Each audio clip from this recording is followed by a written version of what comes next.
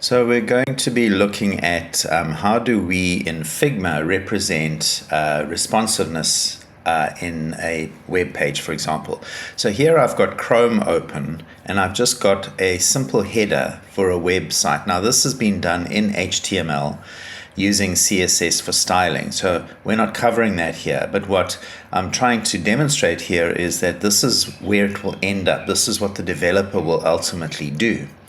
So what I want to show you is that without any responsiveness, this header is going to behave in a particular way. So you can see that as I change the width of the screen here by pulling this developer window over to the left, you can see that this header doesn't respond. It stays static. So that's not responsive, which means that once I get onto a screen that is narrower than, 942 pixels, the experience breaks. That's called a breakpoint. And so what I want is I want to create an experience that on any screen width is going to be a positive user experience. So I'm just going to turn on the little bits of code that are going to actually make that happen. So now watch what happens when I make the screen width narrower. You can see that the items in the top actually respond. So the background image is always adjusting to cover that area. The three items, the logo on the left, the search bar in the middle, and the buttons on the right are automatically adjusting to stay evenly spaced.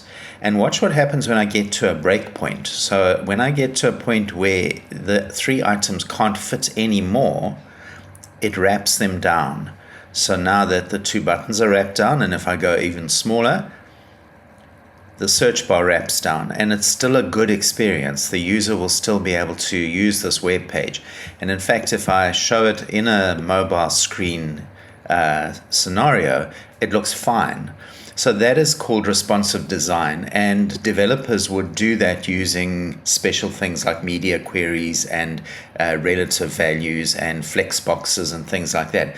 But what you want to be able to do is you want to be able to use Figma to represent this and to show what you want to happen when the screen is smaller, so that a developer knows how to then take that design that you've done for a desktop, for example, and adjust it so that it still looks good on a smaller screen. So let's have a look at how we're going to do that in Figma.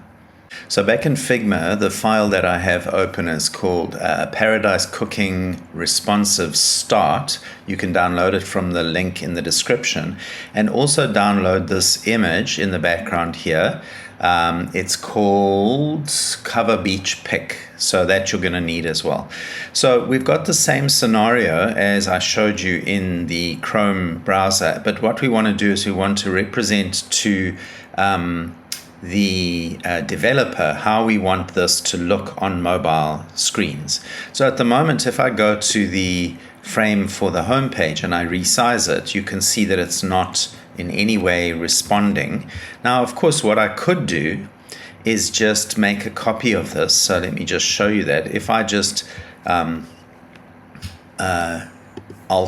or Option and drag a copy over, and then I go here to frame and I choose, let's say, iPhone 16, and then I could manually actually arrange these things to show how I want it to look on a mobile screen. That's absolutely fine. You can do that. It's just time consuming, and when you've got a lot of pages and a lot of content, it could actually take you a long time. So there are certain tools in Figma that are going to help you to do this more quickly. So let's have a look at those. So first of all, the header is a group at the moment. That's not going to work for us. We want it to be a frame. So I'm going to ungroup, right click, ungroup the header. And I'm going to get rid of that header background because I don't want it to actually be an image. I want it to be a background image for the frame. So I'm going to get rid of that. So I'm going to select Logo, Search, and Menu. And I'm going to right click and say Frame Selection. So these are now in a frame. Then I'm going to make sure that frame is selected, and under Fill over here, I'm going to choose Image. And I'm going to upload that image called Cover Beach Pic, which you can download as well. All right, so now we've got that as a background image, which means that it's not going to interfere with the items in that header. So now that we've got that done, we need to tell the frame how wide we want it to be. So over here, we're going to set the X value to 0 and the Y value to 0 so that it's exactly nudged in there. We're going to set the width to 1440. That's the width of the page here.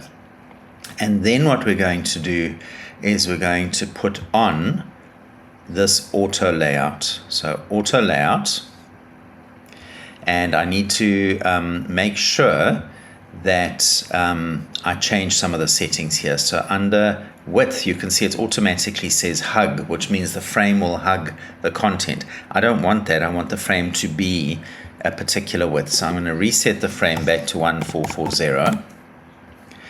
And I'm going to, over here, set the items to align center. So they're on the center of, let me just zoom in a bit here, on the center there. That's vertical and horizontal center. And then what I want to do is over here, under constraints, I want to set it to left and right. So what will happen now is when I go back to the home page and I resize it, you can see that it is automatically sizing to whatever the size of the home page. And then, but it's still breaking. So if I make it too narrow, you can see that the content in the header gets chopped off. So I need that content to wrap down when it gets too small, when it gets to a breakpoint. So with that frame selected, over here, there is a button that says wrap. So I'm going to put that on, and also I need to adjust the padding at the top and the bottom so the header is a bit taller. So there's some padding, just changing that to 25. So let's change the size of the page now. And when it gets to a breakpoint, you can see it wraps down, and it wraps down, and the header automatically adjusts to the height because the height is set for that frame to hug. Now, the one thing you can't do is you can't create a media query in Figma that will change settings based on width. That's more of a developer's thing.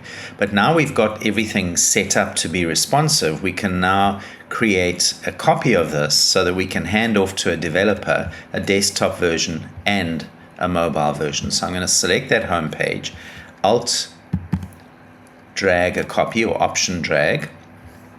I'm going to call the copy homepage mobile, and I'll call the original homepage desktop. And for the mobile frame, I'm going to go up here to frame and set it to iPhone 16 or whatever size you want. You can see it's done a good job of adjusting, but I just need to make a few changes here. So I'm going to go to the frame, and I should actually rename that frame to header. I'll do the same here. And then for that frame, I'm going to adjust this value, which is the horizontal gap. So it might seem like a vertical gap, but remember it's wrapped down, so it's the horizontal gap wrapped down. And so that looks better. I'm going to increase the padding a little bit, and then I want to make a few individual changes. So for the logo, I'm going to click on this button, which is lock aspect ratio, and I'm just going to bump that up in size. And for the search button, I'm going to go to the search box, and I'm going to just bring that down in size a little bit. Okay, so now we have a desktop and a mobile version that we can hand off to a developer, and they will know exactly what needs to be done. Let's just preview this homepage mobile. So in the prototype window, I'm going to say show prototype settings. I'm going to choose iPhone 16, and then I'm going to say preview.